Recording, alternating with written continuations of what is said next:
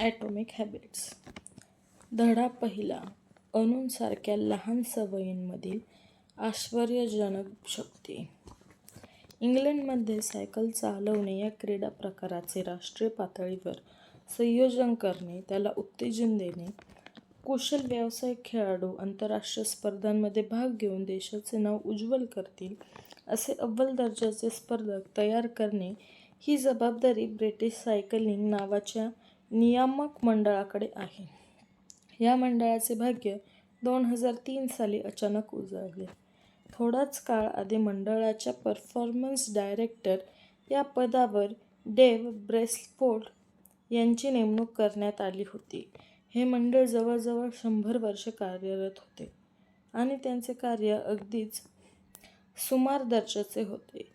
1908 सालापासून British सायकलपटूंनी Olympic स्पर्धेत फक्त एकदा सुवर्ण पदक मिळवले होते आणि सायकलिंगमधील सर्वात मानाची समजली जाणारी दुसरी स्पर्धा टूर डी फ्रान्स मध्ये तर 110 वर्षांच्या प्रदीर्घ काळात एकदाही कुठलेच पदक मिळवले नव्हते. ब्रिटिश सायकलिंगच्या खेळाडूंच्या अपयशामुळे गोष्टी इतक्या थराला गेल्या होत्या की युरोपमधील सायकलिंगच्या उत्पादकांपैकी एका आघाडीच्या उत्पादकाने या मंडळाच्या संघातील खेळाडूंना सायकली विकायला सुद्धा नकार दिला होता. अपयशी खेळाडू वापरत असलेली सायकल हा शिक्का बसून आपल्या सायकलच्या खपावर वाईट परिणाम होईल या चिंतेपोटे त्यांनी हे पाऊल उचलले होते. त्या काळात डेव्ह ब्रेसफोर्ड यांनी मांडलेले थेंबे थेंबे तळे साचे हे तत्त्व, छोट्या छोट्या लाभांचा समुच्चय हा सिद्धांत आणि त्यावर आधारित आपण करतो त्या प्रत्येक कृतीमध्ये जाणीवपूर्वक थोडी थोडी सुधारणा करत राहणे ही त्यांची पद्धती अत्यंत लोकप्रिय झाली होती. ब्रिटिश सायकलिंगने दीर्घकाळाच्या अपयशाच्या गर्तेतून बाहेर काढून मंडळाला आणि त्यातील खेळाडूंना यशाच्या चढणीवर घेऊन जाण्याची अवघड जबाबदारी याच डेव्ह ब्रेसफोर्ड यांच्यावर सोपवली. डेव्ह यांनी त्यांचे धोरण या शब्दात मांडले: सायकल चालवणे या क्रियेचे पृथक्करण करून त्यात समाविष्ट असणारी प्रत्येक गोष्ट शोधून त्या प्रत्येक गोष्टीत 1% सुधारणा करीत गेले म्हणजे त्या सुधारणांचा समुच्चय संपूर्ण क्रियेत फार मोठी सुधारणा घडवून आणेल. डेव्ह आणि त्यांचे सहकारी प्रशिक्षक यांनी त्या धोरणेनुसार व्यावसायिक संघाकडून केल्या जाणाऱ्या अपेक्षांचा अभ्यास करून लहान लहान गोष्टींमध्ये बदल करायला सुरुवात केली. त्यांनी सायकलीच्या सीटच्या रचनेत काही असे बदल केले ज्यामुळे ते जास्त आरामदायी बनले. प्रदीर्घ काळापर्यंत कोणताही त्रास न होता त्यावर बसता येऊ लागले. टायर्सने जमिनीची अधिक घट्ट पकड घ्यावी यासाठी त्यांना अल्कोहोल चोळण्याचा प्रयोग केला. सायकलस्वार ज्या पॅन्ट्स वापरायचे त्या विजेचा वापर करून ज्या तापमानाला पायाचे स्नायू जास्तीत जास्त कार्यक्षम बनतील त्याच तापमानाला सतत राहील अशी सोय करून घेतली आणि सर्व खेळाडूंना सायकल चालवताना तशाच पॅन्ट्स वापरायला सांगितले. खेळाडूंना व्यायामाचा जो कार्यक्रम आखून दिला होता त्यानुसार व्यायाम करताना त्यांचे शरीर त्याला कसा प्रतिसाद देते याची नोंद करायला सुरुवात केली आणि त्यासाठी खास बायोफीडबॅक सेन्सर्सचा संवेदकांचा वापर केला. सायकल शर्यती बंदिस्त आणि उघड्या अशा दोन्ही प्रकारच्या क्रीडांगणावर होतात. क्रीडांगणाच्या प्रकारानुसार उलट्या दिशेच्या कमी अधिक वेगाच्या वाऱ्याचा परिणाम सायकलपटूंवर सायकल चालवण्याच्या वेगावर वेगवेगळा होतो आणि त्यानुसार त्यांच्या पोशाखासाठीची कापडांची निवड केली जाते. डेव्ह आणि त्यांचे सहकारी यांनी विंड टनेल याचा उपयोग करून तशा उलट्या दिशेच्या वेगवान वाऱ्याचा निरनिराळ्या प्रकारचा कापडांवर होणारा परिणाम तपासला.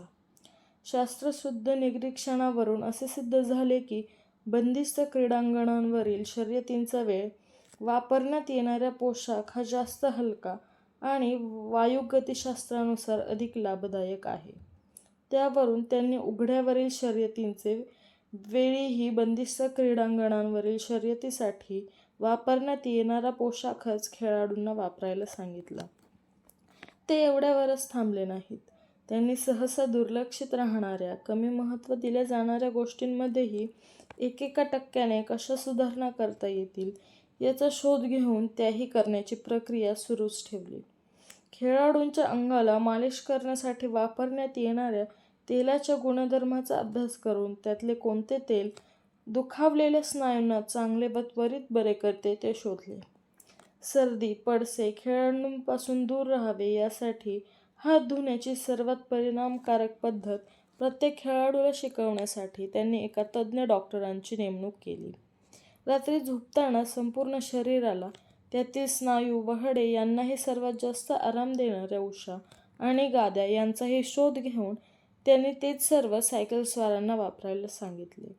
शर्यतीसाठी बारीक-सारीक गोष्टींची काळजी घेऊन कसोशीने तयार केलेल्या सायकलींची कार्यक्षमता धुळीच्या कणांनी कमी होते हे लक्षात आल्यावर ते हानिकारक धुळीचे कण स्पष्ट दिसावेत आणि दिसलेले तत्परतेने नाहीसे करून सायकलीची गुणवत्ता टिकवून धरता यावी यासाठी सायकली शर्यतीच्या ठिकाणापर्यंत घेऊन जाणाऱ्या ट्रकची आतली बाजू त्यांनी पांढऱ्या शुभ्र रंगात रंगवून घेतली. या आणि अशा शेकडो लहान लहान सुधारणांचा एकत्रित अनुकूल परिणाम कोणी कल्पनाही केली नसेल इतक्या अल्पावधीत आणि तितक्याच मोठ्या प्रमाणावर घडून आला. डेव्ह ब्रेलफोर्ड यांनी पदभार सांभाळल्यापासून केवळ 5 वर्षाच्या आत ब्रिटिश सायकलिंग या संघाने 2008 सालच्या बीजिंग येथे झालेल्या ऑलिम्पिक स्पर्धेत उघड्या रस्त्यांवरील व बंदिस्त क्रीडांगणांवरील सायकल शर्यतीत विलक्षण वर्चस्व दाखवले. स्पर्धेतील 60% सुवर्णपदके ब्रिटिश सायकलिंगच्या सायकलस्वारांनी पटकावली. त्यानंतर 4 वर्षांनी ऑलिम्पिक स्पर्धा लंडनमध्ये झाल्या. त्यावेळी तर त्यांनी त्यांच्या कौशल्याचा दर्जा अधिकच उंचावला. त्या वर्षी त्यांनी ऑलिम्पिक स्पर्धेत तोवर नोंदले गेलेले 9 आणि जागतिक पातळीवरचे 7 विक्रम मोडून नवे प्रस्थापित केले. त्याच वर्षी ब्रिटिश सायकलिंगचा ब्रॅडले विगिनस हा जगातील सर्वात अग्रगण्य आणि अत्युच्च मानाची समजली जाणारी टूर डी फ्रान्स ही स्पर्धा जिंकणारा पहिला ब्रिटिश खेळाडू ठरला. त्याच्या पुढल्याच वर्षी ब्रॅडलेच्याच संघातल्या क्रिस फ्रूप यानेही ती स्पर्धा जिंकली. तो तेथेच थांबला नाही. त्याने ओळीने 2015, 2016 आणि 2017 सालीही ती स्पर्धा जिंकून ब्रिटिश संघाला 6 वर्षात 5 वेळा टूर डी फ्रान्स जिंकायचा अपूर्व असा विक्रमी बहुमान मिळवून दिला. अशा रीतीने 2007 ते 2017 या 10 वर्षांच्या कालावधीत ब्रिटिश सायकलपटूंनी जागतिक स्पर्धेत एकूण 178 वेळा विजेतेपद, ऑलिम्पिक्स आणि पॅराऑलिम्पिक स्पर्धेत 66 सुवर्णपदके आणि टूर डी फ्रान्स या स्पर्धेत 5 वेळा यश संपादन केले. हा सायकलिंग या क्रीडा प्रकारातील यशस्वीतेचा सर्वोच्च असा इतिहास मानला जातो. हा चमत्कार घडला कसा? अतिसामान्य गणल्या गेलेल्या खेळाडूंचा हा संघ जागतिक विजेतेपदाच्या शिखरावर आणि तोही प्रथमदर्शनी क्षुल्लक वाटलेल्या गोष्टींमध्ये लहान लहान बदल करून पोहोचला कसा? छोट्या छोट्या सुधारणांचा समुच्चय असा असाधारण परिणामांमध्ये कसा वर्तीत झाला? हेच धोरण तुम्ही तुमच्या जीवनात असा असाधारण बदल घडवायला कसे राबवू शकाल? लहान लहान सवयी मोठा बदल कसा घडवून आणतात? रोजच्या छोट्या सुधारणा करण्याचे मोल तुच्छ लेखणे आणि एखाद्या मोठ्या जीवन परिवर्तनाच्या निर्णायक क्षणाचे महत्त्व मात्र अतिमौल्यवान मानणे ही गोष्ट साहजिक आहे. अनेक वेळा आपण स्वतःला ही गोष्ट पटवीत असतो की मोठे यश हवे असेल तर कृती ही तेवढीच जबरदस्त हवी. ध्येय कोणतेही असो, वजन कमी करणे, व्यवसाय उभा करणे, पुस्तक लिहिणे, विजेतेपद मिळवणे, ते संपादन करायचे असेल तर एखादा भूकंपच घडवून आणायला हवा. जगभरात ज्याची चर्चा होईल अशी काहीतरी कृती करायला हवी असे आपण स्वतःला बजावत राहतो. तशा दबावाखाली, तणावाखाली वावरत राहतो. त्यावेळी 1% सुधारणा हे तत्त्व आपल्या नजरेत भरत नाही. बऱ्याच वेळा ते लक्षातही घेतले जात नाही. पण खरे तर विशेषतः जेव्हा ध्येयाचा प्रवास दीर्घ असतो तेव्हा तर तेच सर्वात जास्त अर्थपूर्ण असते, उपयुक्त असते, लाभदायक ठरते. एखादी अगदी छोटीशी सुधारणा जो बदल घडवून आणते तो आश्चर्यकारक असतो, थक्क करून टाकणारा असतो. या अनुभवामागे गणित आहे. प्रत्येक दिवशी 1% प्रगती झाली तर वर्षाच्या 365 दिवसांच्या अखेरीस सुरुवातीच्या 37 पट इतकी प्रचंड प्रगती झालेली आढळते. याच्या उलट जर तुम्ही रोज 1% अधोगती पत्करत गेलात तर वर्षाअखेर तुम्ही शून्यावर पोहोचता.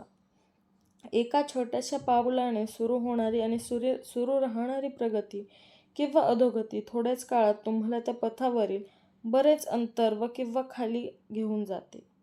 व्याज चक्रवाढ पद्धतीने मिळत असले की बचतीची रक्कम कशी काही पटींनी फुगत जाते, तसेच लहान लहान चांगल्या सवयींचे सतत पालन केल्याने स्वतःमध्ये काही पटींनी सुधारणा होत जातात.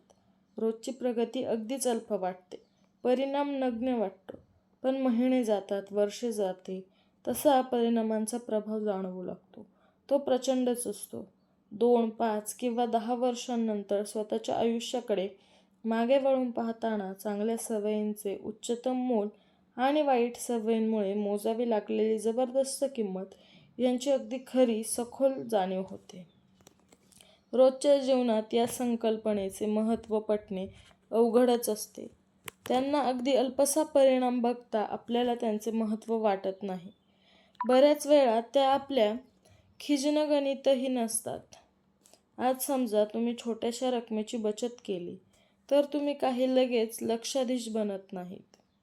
3 दिवस ओळीने व्यायामशाळेत गेलात तर लगेच काही तुमचे शरीर सौष्ठव नजरेत भरत नाही. आणि रात्री 1 तास चिनी भाषेचा अभ्यास केला तर काही ती भाषा तुम्हाला लगेच अवगत होत नाही. तसेच आपण आपल्या आयुष्यात जीवनपद्धतीत काही लहान लहान बदल करतो, पण त्यांचे परिणाम काही आपल्याला लगेच दिसून येत नाहीत आणि मग आपण ते बाजूला ठेवतो आणि पुन्हा आपल्या जुनाच परिपाठ सुरू ठेवतो. दुर्दैवाने जे चांगल्या गोष्टींचे बदलाचे होते तेच वाईट गोष्टींचेही होते. त्यांच्याही कासवाच्या चालीने होणाऱ्या दुष्परिणामांमुळे त्यांच्याकडेही आपण दुर्लक्ष करतो, जे सहजगत्या खपवून घेतो.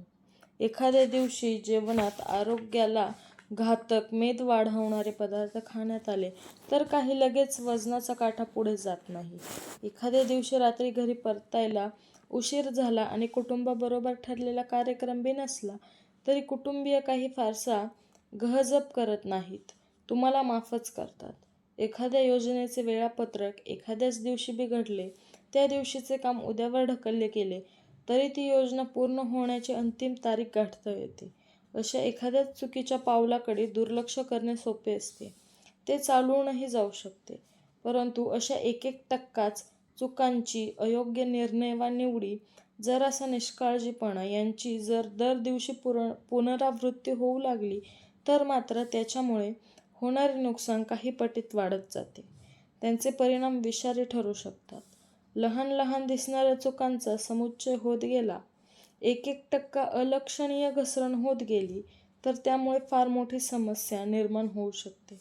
सवयींमधील बदलांच्या परिणामांची तुलना विमानाचा मार्ग काही अंशाने बदलला तर होणाऱ्या प्रचंड मोठ्या दिशाबदलाशी करता येईल. अशी कल्पना करा की तुम्ही लॉस एंजेलिसहून न्यूयॉर्कला जाण्यासाठी विमानात बसला आहात. वैमानिकाने विमानाचा कोन जर फक्त 3.5 अंशाने दक्षिणेकडे वळवला तर तुम्ही न्यूयॉर्कऐवजी वॉशिंग्टनला जाऊन पोचाल.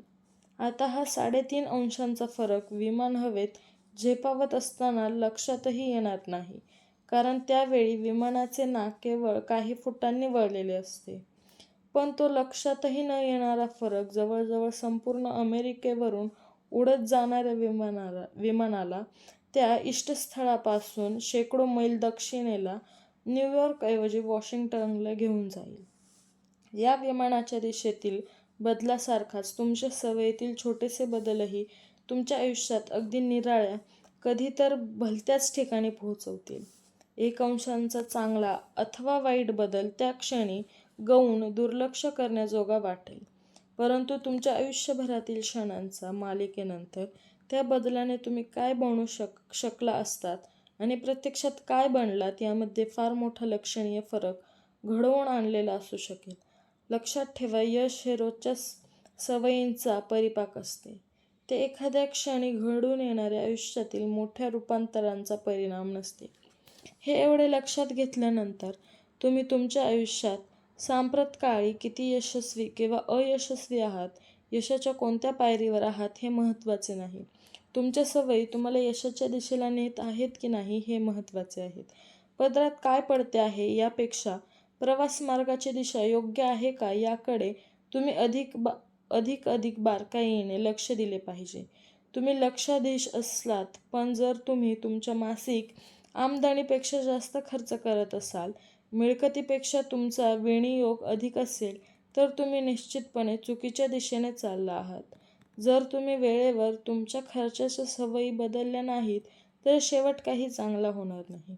याच्या उलट तुमचे खिसे जवळजवळ रिकामे असतील, पण तरीही तुम्ही दर महिना थोडे का होईना पैसे बाजूला शिल्लक टाकत असाल, तर तुमच्या अपेक्षेपेक्षा खूपच कमी वेगाने पण तुम्ही आर्थिक स्वातंत्र्याच्या दिशेनेच प्रवास करीत असाल याविषयी खात्री बाळगा.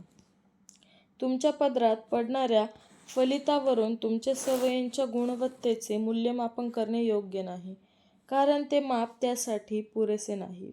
तोटके आहे. एखाद्याचे आजचे नेटवर्थ, त्याच्या जवळची निव्वळ संपत्ती, ही त्याच्या आर्थिक बाबतीतल्या सवयींच्या, एखाद्याचे आत्ताचे वजन ही त्याच्या खाण्याबद्दलच्या सवयींच्या, त्याच्या जवळचे ज्ञान ही त्याच्या शिक्षणाच्या सवयींच्या, त्याच्या भोवती त्या क्षणी पडलेला कचरा, अस्ताव्यस्त पसारा ही त्याच्या स्वच्छतेच्या सवयींच्या मूल्यमापनाची मोजपट्टी ठरू शकत नाही. जे तुम्ही पुन्हा पुन्हा परत करत राहता, त्याचेच दीर्घकालीन परिणाम तुमच्या पदरात पडतात. तीच तुमची खरी मोजपट्टी असते. आयुष्यात तुम्ही कोठे पोहोचणार आहात याचे विश्वासार्ह भाकीत जाणून घ्यायचे असेल, तर तुमच्या सवयींमधील बऱ्या बदलांमुळे होणारे छोटे छोटे लाभ आणि वाईट बदलांमुळे होणाऱ्या लहान लहान हानी तुमच्या जीवन प्रवासाच्या आलेखावर पुढील 10-20 वर्षांच्या कालावधीत घातकांच्या पट्टीत जे परिणाम घडू शकतील त्याचा वेध घ्या. मासिक मिळकतीपेक्षा खर्च जास्त होत आहे का? ठरल्याप्रमाणे दर आठवड्याला व्यायामशाळेत जाऊन नेमून दिलेला व्यायाम केला जातो आहे का? रोजचे वाचन आणि त्यातून ज्ञानार्जन नियमितपणे सुरू आहे का? रोज काहीतरी नवीन शिकत आहात का? यांसारख्या अगदी रोजच्या जीवनातल्या बारीक लढ्यांमधील जय-पराजय तुमचे व्यक्तिगत भविष्य ठरवणार आहेत हे लक्षात घ्या. काळ यश व अपयश यांतील दरी रुंदावत नेतो. जसे तुम्ही त्याच्या पदरात टाकाल तसेच तो तुम्हाला परत देतो. चांगल्या सवयी काळाला तुमचा मित्र बनवतात, वाईट सवयी शत्रू. सवयी तुमच्या बाजूनेही लढू शकतात, तसाच तुमच्या विरोधातही. सवयींच्या सकारात्मक आघाड्या. उत्पादकतेची आघाडी. दिवसभरात ठरवलेल्यापेक्षा आवर्जून एखादे काम जादा करणे म्हणजे तसे पाहिले तर काही फार मोठा पराक्रम नाही, परंतु तीच जर सवय बनली आणि ती रोज दीर्घकाळ पाळली गेली तर ती आपल्या संपूर्ण कार्यकाळात फार मोठे योगदान देईल. रोजचे एक काम हे आपल्या हातून आपोआप घडणारी क्रिया बनणे आणि रोज एकतरी नवे काम करणे, नवे तंत्र शिकून, नवे कौशल्य आत्मसात करून त्यावर प्रभुत्व मिळवणे, यामुळे तर आपला कार्यकाळ अधिकच उज्ज्वल बनेल. आपण आपल्या मेंदूला विचार करायचे कष्ट करायला न लावता, त्याला न शिणवता जितकी अधिक कामे सवयीने करायला लागू, तितका नवनव्या गोष्टी शिकून घेण्यासाठी, नवनव्या क्षेत्रात प्रवेश करण्यासाठी त्याची शक्ती उपलब्ध राहील, आपल्याला उपयोगी पडेल. ज्ञानार्जनाची आघाडी. केवळ रोज एक नवी गोष्ट, नवी कल्पना शिकून घेण्याने तुम्ही काही असामान्य बुद्धिमत्त बनणार नाही, पण सतत नवनवीन गोष्टी शिकण्याची सवय लावून घेणे आणि ती आयुष्यभर कसोशीने पाळणे, यामुळे मात्र आयुष्य पूर्णपणे बदलून जाईल, समृद्ध होऊ शकेल. तुम्ही वाचलेले प्रत्येक पुस्तक तुम्हाला काहीतरी नवे तर शिकवतेच, शिवाय तुमच्या विचारपद्धतीला नवी दिशा देते, नवे क्षितिज दाखवते. तुमच्या जुन्या कल्पनांचा देखील नव्याने, निराळ्या पद्धतीने विचार करायला शिकवते. वॉरेन बफेट यांनी म्हटलेच आहे, ज्ञान याच पद्धतीने काम करते. ते चक्रवाढ व्याजासारखे अनेक पटींनी वाढत जाते. नातेसंबंधांची आघाडी. लोक काय करतात? तुमचे त्यांच्याशी असलेले वर्तन परिवर्तित करतात. तुम्ही लोकांना जेवढी जास्त मदत कराल तेवढे तेही तुम्हाला जास्तीत जास्त मदत करायला उत्सुक असतील. प्रत्येक वेळेच्या भेटीत, संवादात मागच्या वेळेपेक्षा जरासा चांगुलपणा वाढवला तर काही काळातच आपल्याभोवती आपल्या माणसांचे एक मजबूत विस्तृत जाळे तयार होते. सवयींच्या नकारात्मक आघाड्या. मनावरील ताणतणावाची आघाडी. रस्त्यावरील बेशिस्त रहदारीत अडकल्याने येणारा वैताग, वैफल्य, पालकत्वाचा जबाबदारीचे ओझे, जमा खर्चाच्या कशाबशा हातमिळवणीची चिंता, जरासा वाढलेल्या रक्तदाबाचा ताण. तसे पाहायला गेले तर हे ताण न मानता आपल्या आयुष्याचा एक न टाळता येणारा भाग म्हणून त्यांच्या सकटही जगणे शक्य असते. पण ते दीर्घकाळ मनाची ओढाताण करत राहिले तर त्यातून प्रकृतीच्या गंभीर समस्या उद्भवतात. नकारात्मक विचारांची आघाडी. स्वतःविषयी मी मूर्ख आहे, कुरूप आहे, नालायक आहे असे तुम्ही जेवढ्या प्रकर्षाने वाटून घेता तेवढे ते मत तुमच्या मनात खोल रुतून बसते. तुमचे पूर्ण आयुष्य तसल्याच नकारात्मक विचारांनी संस्कारित होते, दूषित होते. तसल्याच विचारांच्या जाळ्यात तुम्हाला अडकवून टाकते. तुम्ही इतरांविषयी जर तशीच नकारात्मक मते बनवलीत तर त्यांच्याविषयीही तुमच्या मनात तशाच दूषित विचारांचे जाळे विणले जाईल. जगात सर्वत्र तुम्हाला स्वार्थी, रागीट, पक्षपाती, अन्यायी असेच लोक दिसू लागतात. नकारात्मक विचारांचा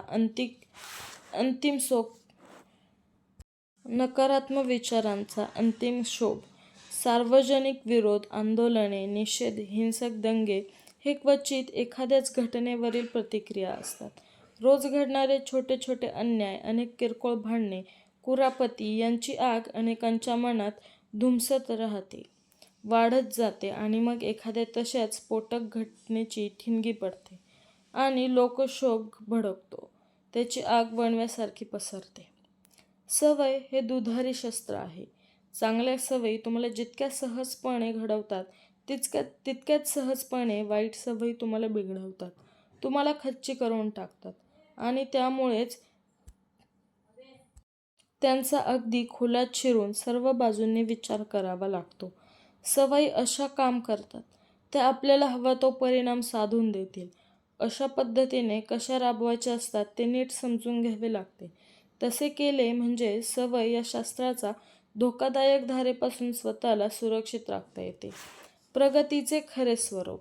अशी कल्पना करा की तुमच्या समोरच्या टेबलावर बर्फाचा एक घनाकृती खडा ठेवलेला आहे. तुम्ही ज्या खोलीत बसला आहात ती इतकी थंड आहे की तुम्हाला तुमचा उच्छ्वाससुद्धा वाफेच्या स्वरूपात दिसतो आहे. खोलीचे तापमान त्या क्षणी 25° फॅरनहाईट इतके आहे आणि ते अगदी संथ गतीने वाढत आहे. 26°, 27°, 28°. बर्फाचा खडा अजूनही टेबलावर होता तसाच आहे. 29°, 30, 31. अजूनही खड्याला काहीही झाले नाही. आणि मग एका क्षणी तापमान 32° फॅरनहाईट होते आणि इतका वेळ घनता टिकवून धरलेला बर्फाचा खडा विरघळायला सुरुवात होते. फक्त 1°ची वाढ, आधीच्या 1 वाढीसारखीच एक. पण तोवर जो फरक घडला नव्हता, एक फार मोठा बदल त्या 1°ची वाढ घडवते.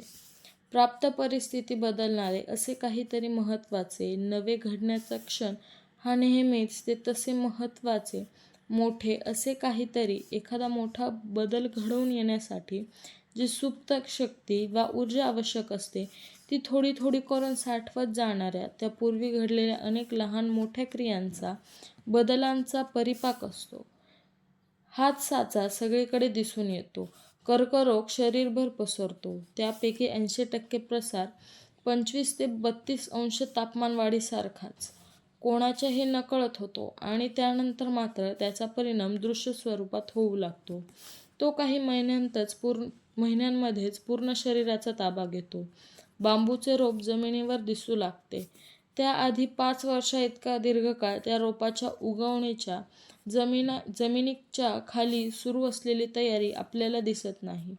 ते एकदा वर आले की मात्र 6 आठवड्यांच्या अल्प काळात ते 90 फुटांची आश्चर्यजनक उंची गाठते. ती आपल्या नजरेतून सुटूच शकत नाही. कोणत्याही शोध प्रवासाच्या पहिल्या व मधल्या टप्प्यात एक निराशेची दरी येतेच. कोणीही अशीच अपेक्षा करीत असतो की प्रगतीची वाट म्हणजे सरळसोट हमरस्ता असावा.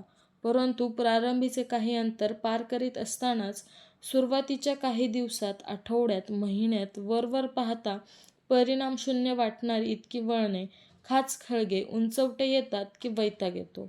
वैफल्य ग्रासून टाकते. एका निश्चित दिशेने पुढे जात आहोत असे वाटतच नाही.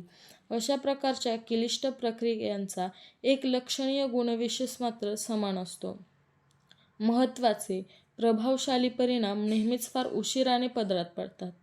त्या प्रक्रियेची फलनिष्पत्ती सदैव विलंबानेच होते. दीर्घकाळ ज्या आपली साथ सोडणार नाहीत अशा सवयी लावून घेणे हे अतिशय अवघड असते. याचे हेच एक महत्त्वाचे कारण आहे की लोक लहान लहान बदल करतात आणि लगेच त्यांचे अपेक्षित परिणाम दृश्य स्वरूपात दिसू लागतील अशी अपेक्षा करतात. पण तसे होत नाही आणि म्हणून ते लोक बदल करण्याचे थांबण्याचा निर्णय घेऊन टाकतात. मी गेला महिनाभर प्रत्येक दिवशी पळण्याचा व्यायाम करतो आहे.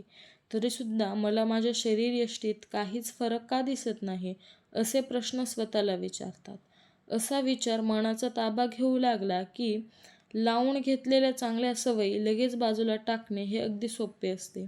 साहजिकपणे घडते. परंतु जर आपल्याला खरोखरच सखोल, अर्थपूर्ण असे परिणाम घडून यायला हवे असतील तर सवय लावून घेणे आणि तिचे परिणाम दृश्य स्वरूपात समोर येणे यामधला जो जरासा दीर्घकाळ असतो, काहीच घडत नाही असे वाटणारी लांबच लांब अशी स्थिर पातळी असते. त्यातही त्या सवयीचे नेटाने पालन करणे अत्यंत गरजेचे असते. या काळाच्या स्थिर पातळीला मी बीजरूप पातळी किंवा संभाव्यतेची स्थिर पातळी म्हणतो. एखादी चांगली सवय आत्मसात करणे किंवा एखादी वाईट सवय सोडून देणे यासाठी तुम्हाला जोराचा संघर्ष करावा लागत असेल तर त्याचा अर्थ तुमच्यामध्ये तो बदल पचवण्याची शक्तीच नाही असा कधीही नसतो. त्या संघर्ष काळात तुम्ही वर सांगितलेली बीजरूप किंवा संभाव्यतेची स्थिर पातळी ओलांडत असता. मी एवढा जोराचा प्रयत्न करून सुद्धा मला यश मिळत नाही असे म्हणणे, मी तापमान 25 अंशापासून 31 अंशापर्यंत वाढवले तरीही एकही बर्फाचा खडा वितळत नाही असे म्हणण्यासारखे आहे. तुमचे प्रयत्न मुळीच वाया गेलेले नसतात. ते साठवलेले गेलेले असतात. लक्षात ठेवा, तापमान 32 अंशाला पोहोचले की मगच बर्फाचा खडा वितळण्याची प्रक्रिया सुरू होते. ज्या क्षणी तापमान 31 अंशाचे 32 होते आणि इतका वेळ न वितळलेला बर्फाचा खडा वितळायला लागतो, ज्या पावलाला तुम्ही बीजरूप किंवा संभाव्यतेची स्थिर पातळी ओलांडता त्या क्षणाला, त्या पावलाला लोक अचानक आलेल्या यशाचा क्षण असे म्हणतात. बाहेरचे जग नेहमीच तो नाट्यपूर्ण क्षण पाहून प्रभावित होते. ते त्याआधीचा स्थिर पातळीवरील प्रवास पाहत नाहीत. पण तुम्हाला मात्र तुम्ही त्या क्षणाआधीपर्यंत केलेला दीर्घ प्रवास, अथक, जोरदार परंतु तुम्हाला परिणामशून्य वाटलेले प्रयत्न यामुळे केवळ शेवटची उडी मारून झेप घेऊन यश प्राप्त करणे शक्य झाले या सत्याची पूर्वजाणीव होते. याची तुलना भूभागातील दबावाशी होऊ शकते. पृथ्वीच्या पृष्ठभागाच्या आतील स्तर कायमच कोट्यावधी वर्षे एकमेकांवर घासत आहेत. दाब हळूहळू वाढत आहे आणि मग एक दिवस कुठले तरी 2 स्तर पुन्हा एकदा त्याआधी घासत होते तसेच घासतात. परंतु त्या दिवशी एका क्षणी दाब असा काही प्रचंड वाढतो की धरणी हादरते आणि भूकंप होतो. त्या जोराच्या हादऱ्याने जमीन फाटतेही. अशा रीतीने एका क्षणी अचानक वाटणारा असा परिणाम दृष्टीस पडायला अगणित वर्षे लागण्याची शक्यता असते. प्रावीण्य, प्रभुत्व, नैपुण्य यांसाठी प्रदीर्घ प्रतीक्षा, संयम, सहनशक्ती, सबुरी यांची आवश्यकता असते.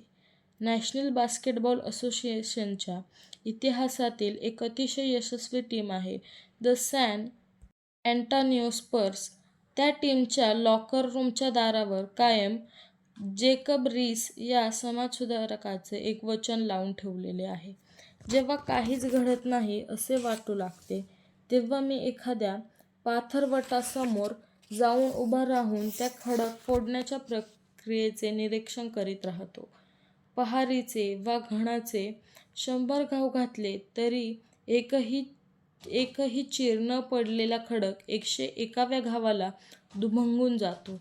मी माझ्या मनाशी याची नोंद घेतो की खडक दुभंगला तो केवळ शेवटच्या घावाने नाही, तो त्याच्या आधीच्या 100 घावांचा परिणाम होता. आपल्याला प्रगती नेहमीच सरळ रेषेत होणे अपेक्षित असते आणि ती अर्थातच लवकर लवकर व्हावी असं वाटते. परंतु प्रत्यक्षात मात्र आपल्या प्रयत्नांचे परिणाम दिसून यायला खूप उशीर लागतो.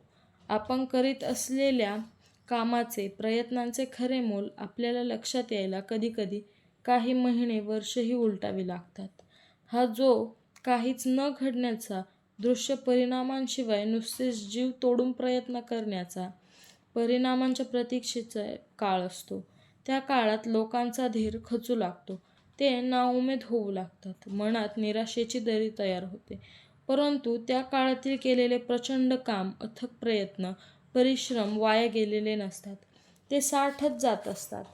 त्या पूर्वतयारीची खरी पूर्ण किंमत खूपच उशिराने प्रतीत होते. सर्व मोठ्या गोष्टी लहान लहान गोष्टींमधूनच परिणित होतात. प्रत्येक सवयीचे बीज म्हणजे एक छोटासा निर्णय असतो. तोच निर्णय पक्का झाला, पुन्हा पुन्हा राबवला गेला, त्याचे बीज जोपासले गेले, त्या बीजामधून सवय अंकुरते आणि तिचे रोपटे हळूहळू पण जोमाने वाढू लागते. खाली मुळे घट्ट रुततात आणि वर फांद्या फुटू लागतात, पसरू लागतात, बहरू लागतात. एखादी वाईट सवय सोडायची असेल, आपल्यापासून तोडायची असेल, तर ते काम म्हणजे आपल्या मनात फोफावलेल्या ओकवृक्षाला मुळापासून उपटून काढण्यासारखे असते. आणि एखादी चांगली सवय जोपासायची असेल, तर ते काम म्हणजे रोज एक कोमल असे फूल फुलवण्यासारखे असते.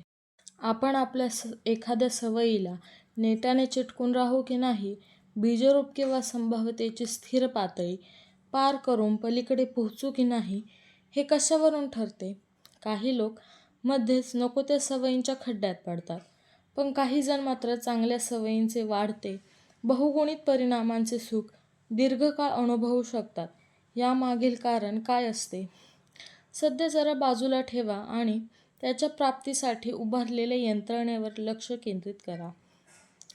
आजचे मान्यताप्राप्त प्रचलित शहाणपण हे सांगते की अगदी नेमके, सुस्पष्ट, काटेकोर आणि कृतीयोग्य असे ध्येय ठरवणे हा आयुष्यात आपल्याला जे हवे ते मिळवण्याचा, मग ती शरीराची आकारबद्धता असो, शरीर सौष्ठव असो, यशस्वी व्यवसायाची उभारणी असो, मनावरील चिंतेचे ओझे कमी करणे, मनस्वास्थ्य मिळवणे असो, आपले कुटुंब, मित्र यांच्या सहवासात अधिक काळ घालवणे असो, सर्वोत्तम मार्ग आहे. कित्येक वर्ष मीही माझ्या सवयींच्या बाबतीत याच मार्गाचा अवलंब करीत असे. प्रत्येक सवयीमागे एक ध्येय निश्चित केलेले असे.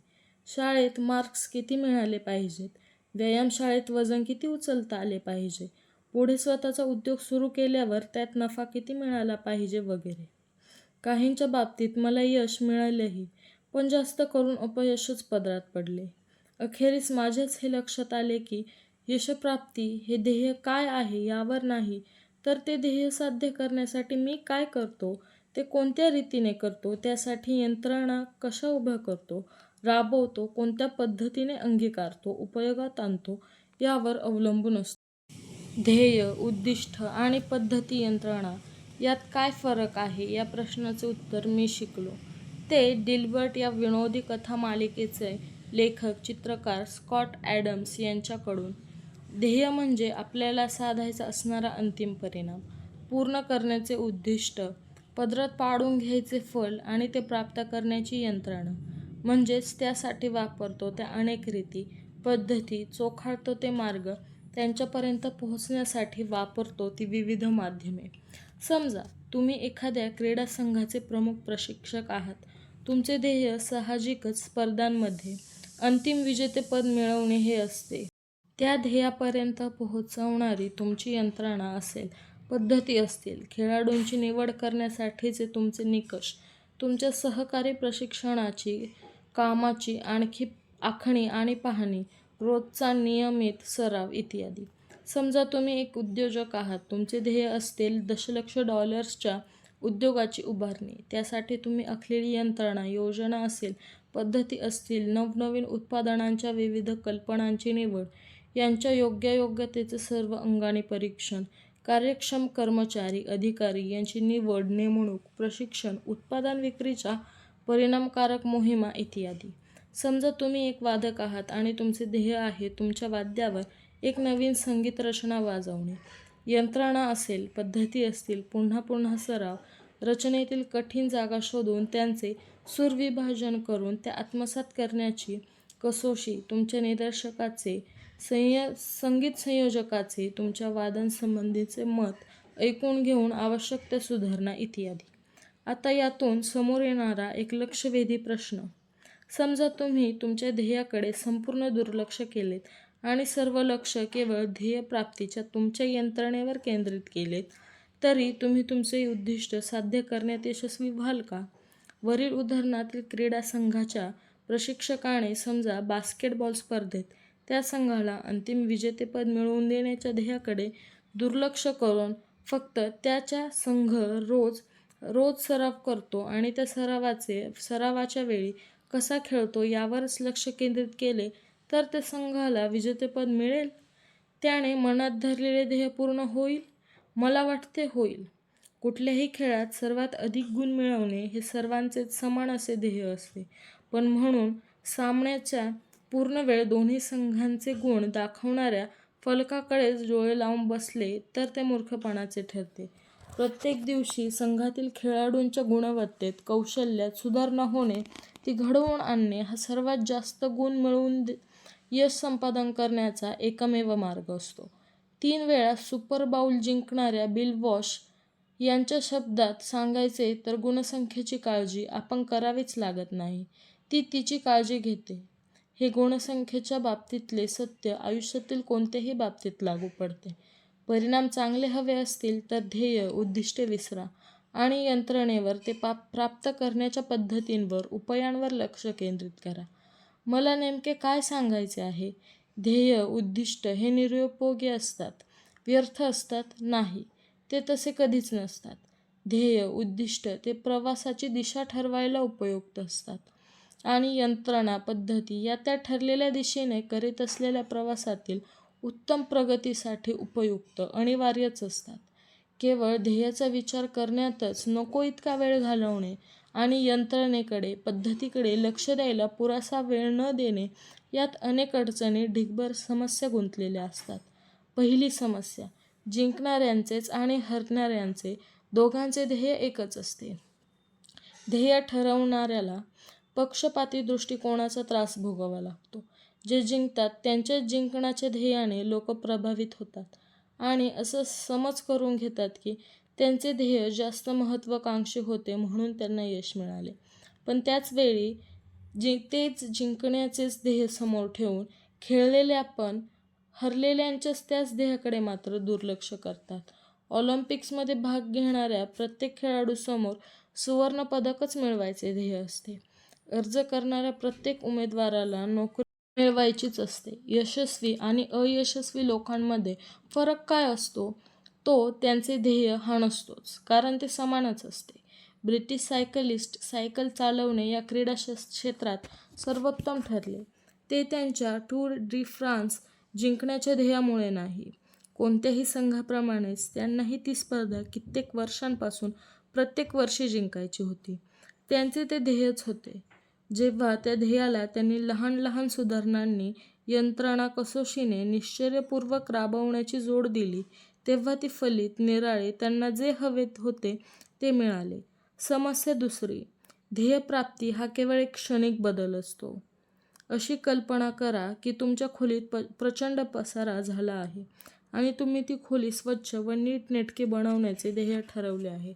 त्याप्रमाणे तुम्ही प्रयत्नपूर्वक कष्ट केलेत तर ती एका क्षणी तुम्ही सुव्यवस्थित होईलही, पण आधी तिचे रूप, तिची स्वच्छता व टापटीप बिघडवणाऱ्या तुमच्या ज्या अस्वस्थपणाच्या, निष्काळजीपणाच्या, नको असलेल्या गोष्टी जमवण्याच्या, वस्तू खोलीत अस्ताव्यस्त टाकण्याच्या सवयी असतील तर त्या जर तुम्ही तशाच ठेवल्यात तर लवकरच तुमच्या खोलीत पुन्हा एकदा आधीसारखाच पसारा होईल आणि पुन्हा तुम्ही ती साफ करण्याचा उद्युक्त व्हाल.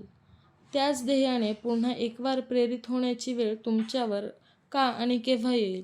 जर तुम्ही खोलीची स्वच्छता व टापटीप राखण्याचा तुमच्या नियंत्रणेत पद्धतीत बदल केला नाहीत तर.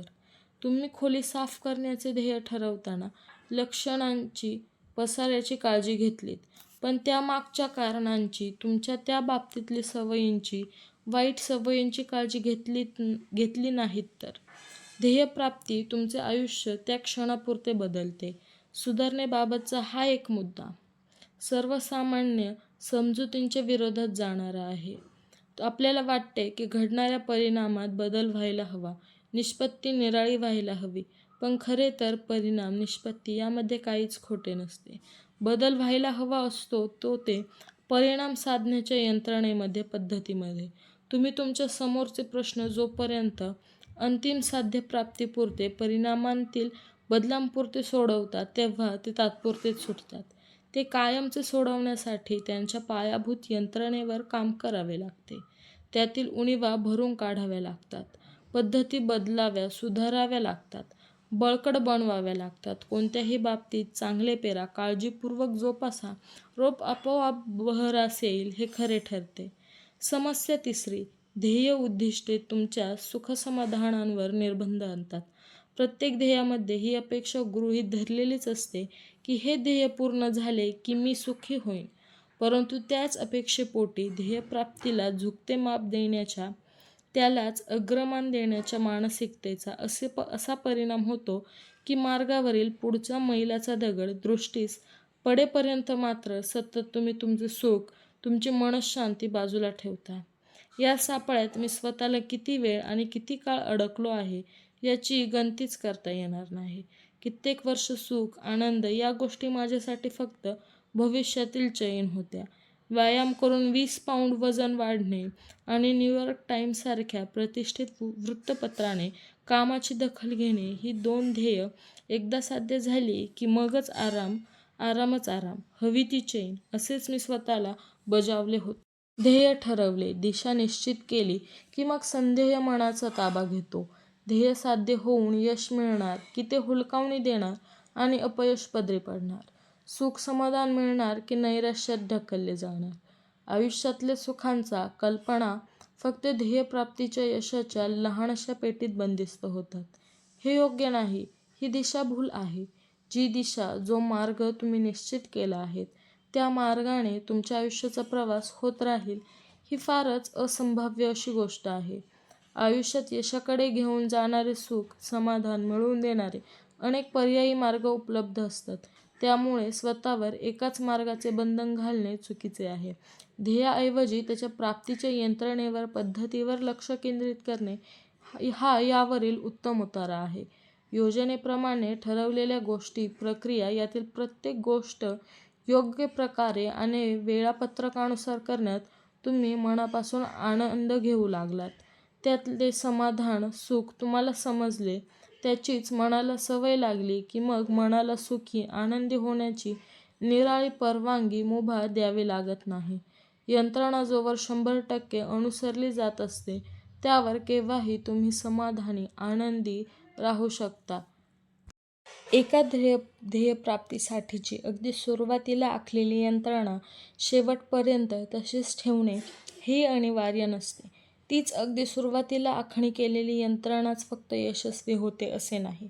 तिचे अनेक प्रकार यशस्वी ठरू शकतात.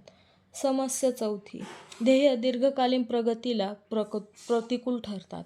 यो-यो नावाचे 2 प्लास्टिक चकत्यांच्या मध्ये बारीक पण लांब दोरी गुंडाळलेले एक खेळणे असते. दोरीचे एक टोक हातात धरून ते खाली सोडले की दोरी सरळ होईपर्यंत खाली जाते आणि ती सरळ झाली की एकतर ते तिथेच थांबते किंवा मग मागे म्हणजेच वर येते. एका ध्येयाप्रती जखडल्या गेलेल्या लोकांचेही या यो-यो सारखेच होते. ते एकदा ठरवलेल्या ध्येयापर्यंत पोहोचले की उलटे फिरतात आणि किंवा तेथेच थांबतात. अनेक धावपटू महिनोन्महिने कष्टपूर्वक पळण्याचे शिक्षण घेतात, भरपूर सराव करतात आणि एकदा स्पर्धा संपली, स्पर्धेच्या वेळी अंतिम रेषा ओलांडली की शिक्षण, सराव सर्व काही थांबवून टाकतात. तोवर जी शर्यत जी स्पर्धा त्यांना प्रेरित करीत असते ती त्यानंतर निष्प्रभ होते. एकाच विशिष्ट ध्येयासाठी जेव्हा तुम्ही अपार कष्ट करीत असता तेव्हा ते पूर्ण झाले की त्यानंतर तुम्हाला पुढे न्यायला शिल्लकच काय राहते. म्हणूनच अशा प्रकारच्या बऱ्याच लोकांचे असे होते की त्यांचे एकमेव ध्येय साध्य झाले की त्यासाठी तात्पुरता अंगीकारलेल्या बदलांचा त्याग करून ते पुन्हा त्यांच्या जुन्या सवयींकडे वळतात. ध्येय अथवा उद्दिष्ट ठरवण्यामागे एखादी स्पर्धा, एखादा खेळ जिंकणे हे कारण असते. पण यंत्रणा उभारण्यामागे, पद्धती आखण्यामागे सातत्याने खेळत राहून यश मिळवणे हा हेतू असतो. दीर्घकालीन यशाच्या, सततच्या प्रगतीचा विचार करण्याचा असेल तर त्यात एखादाच मर्यादित उद्दिष्टाचा वा ध्येयांचा, त्यांच्याच परिपूर्तीचा विचार असून चालत नाही. एकामागून एक ध्येय, एकामागून एक यश यांची साखळी आणि त्यासाठी यंत्रणेत सतत सुधारणा, परीक्षणे यांची गरज असते. अखेरीस यंत्रणा, पद्धती, प्रक्रिया यांच्याप्रती तुमची किती निष्ठा आहे यावर तुमची प्रगती ठरते. समीकरण असे आहे: यंत्रणेवर अचल निष्ठा, जीवनमार्गावर अथक प्रगती. लहान पण महान अशा आण्विक सवयींची यंत्रणा. सवयी बदलणे तुम्हाला अवघड जाते आहे का? त्यात अडचणी येत आहेत का? तसे होत असेल तर ते समजून घ्या की त्याचे कारण तुम्ही नाही आहात. त्यासाठी तुम्ही जी यंत्रणा वापरत आहात ती आहे. वाईट सवयी पुन्हा पुन्हा तोंड वर काढतात याचेही कारण तुम्हाला बदल नको आहेत असे नाही. ते कारणही बदल घडवण्यासाठीची तुमची यंत्रणा असते.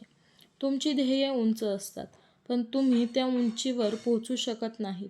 तुम्ही त्यासाठी उभारलेली जी यंत्रणा असते तिच्याच पातळीवर तुम्ही पोहोचता आणि तेथेच राहता. केवळ ध्येयावर लक्ष केंद्रित करण्यापेक्षा ते साध्य करण्यासाठीच्या एकंदर यंत्रणेवर ते केंद्रित करावे. हा या पुस्तकातल्या महत्त्वाच्या विषयांपैकी एक विषय आहे. आण्विक या शब्दामागच्या अर्थांपैकीही सर्वात खोल अर्थही तोच आहे. एव्हाना तुम्हाला आण्विक सवय, ॲटॉमिक हॅबिट्स याचा संदर्भ, लहानसा बदल, अत्यल्प लाभ, 1% सुधारणा यांच्याशी आहे हे बहुधा लक्षात आले असेलच. परंतु आण्विक सवयी म्हणजे केवळ कोणत्याही, कितीही लहान अशा जुन्या सवयी असे मात्र नाही. सुधारणांसाठी उभारलेल्या मोठ्या बहुशाखीय यंत्रणेचा त्या भाग असतात. जसे अनेक अणू हे रेणू किंवा परमाणूच्या रचनेतले घटक भाग असतात तशाच आण्विक सवयी या लक्षणीय, महत्त्वपूर्ण परिणामांच्या घटक भाग असतात. सवयी या आपल्या आयुष्यरचनेतील अणू असतात. त्यातील प्रत्येक सवय ही आपल्याला घडून येणाऱ्या सुधारणांमध्ये तिचे योगदान देत असते. सुरुवातीला या वागण्याच्या रीती या गौण, क्षुल्लकसुद्धा वाटतात. पण लवकरच त्या एकत्रितपणे मोठमोठे विजय मिळवून देण्याच्या प्रयत्नांना इंधन पुरवतात आणि लाभ इतक्या पटींनी वाढत जातो की लवकरच आपण सुरुवातीला केलेली गुंतवणूक कधीच भरून निघते. या रीती, सवयी म्हणजेच ॲटॉमिक हॅबिट्स लहान असतात तरीही महान, शक्तिशाली असतात. आण्विक सवयी याचा अर्थ एक नियमित पद्धतीत किंवा परिपाठ जो पाळायला अगदी साधा, सोपा तर असतोच, शिवाय तो एका अविश्वसनीय अशा ऊर्जेचा स्रोत असतो. काही पटीत वाढ साधणाऱ्या यंत्रणेचा एक घटक असतो.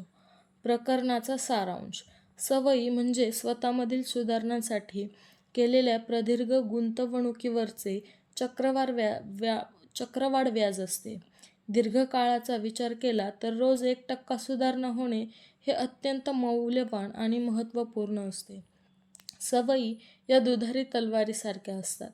त्या तुमच्या बाजूनेही काम करू शकतात, त्या तुमच्या विरुद्धही काम करू शकतात. म्हणूनच त्यांना पूर्णपणे, अगदी तपशीलवार समजून घेणे अत्यंत आवश्यक आहे. बऱ्याच वेळा एक विशिष्ट पातळी पार करेपर्यंत लहान लहान बदल काहीच परिणाम घडवित नाहीत असेच वाटत राहते. विशेषतः बहुविध घटक एकत्रित करून ज्या संमिश्र अशा पद्धती बसवलेल्या असतात त्यांचे अत्यंत सामर्थ्यशाली असे परिणाम दृष्टोपत्तीस पडण्यास तर खूपच उशीर लागतो. त्यांची बराच काळ सशोकपणे, धीराने वाट पाहावी लागते. आण्विक सवय म्हणजे बदलांच्या, सुधारणांच्या मोठ्या यंत्रणेचा भाग असलेली एक लहानशी सवय. जसे अनेक अणू हे रेणू किंवा परमाणूंच्या रचनेतले घटक भाग असतात, तशाच आण्विक सवयी या लक्षणीय, महत्त्वपूर्ण अशा परिणामांच्या घटक भाग असतात. जास्तीत जास्त चांगले बदल हवे असतील तर केवळ ध्येय, उद्दिष्ट यांचा विचार जरा बाजूला ठेवा आणि